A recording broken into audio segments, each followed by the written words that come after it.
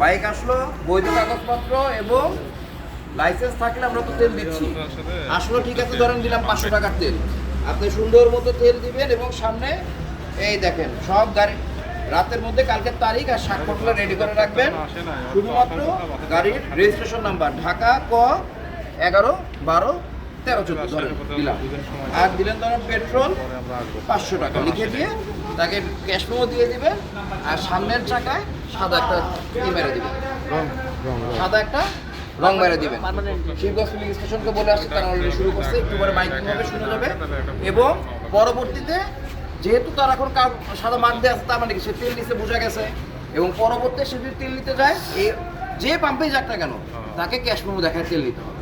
সে cash memo দেখাবে, এই পুরাতন ক্যাশ মেমো ছিঁড়ে আবার নতুন ক্যাশ মেমো দিয়ে তাকে তেল দিবে।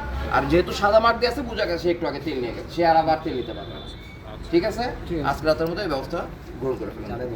শুধু ধৈর্যশীল হতে হবে। একজনই যদি আমরা একাধিকবার তেল নেই, তাহলে তো আরেকজন যারা চিন্তা ভাবনা রোজি না, প্রথমবার আপনার তেল দিয়ে দিবেন এবং ক্যাশ মেমো দিয়ে দেওয়া হবে। পরবর্তীতে আপনি যখন তেল নিতে যাবেন, আপনার আগের ক্যাশ মেমো দেখাইতে হবে, নইলে তেল দেওয়া হবে না। ধরেন আপনার বাইকে একটা দাগ দেওয়া আছে, আপনি আরেকটা পাম্পে গেলেন, আপনার কাছে ক্যাশ মেমো নাই, তখন কি বলবে? আপনি তো অলরেডি তেল নিছেন, আপনার ক্যাশ মেমো কই? ক্যাশ মেমো তো হারানো যাবে না। ক্যাশ মেমো এটা সংরক্ষণ করতে হবে। এই আপনাকে দিয়ে গেলো, আপনি গেলেন আবার এসে নয়নে গেলেন, নয়নে গিয়ে তেল নিতে যাবেন, আপনাকে ক্যাশ মেমো দেখাইতে হবে। ক্যাশ মেমোতে যদি দেখেন যে অলরেডি আপনি আজকে তেল নিছেন, দিবেন আজকে।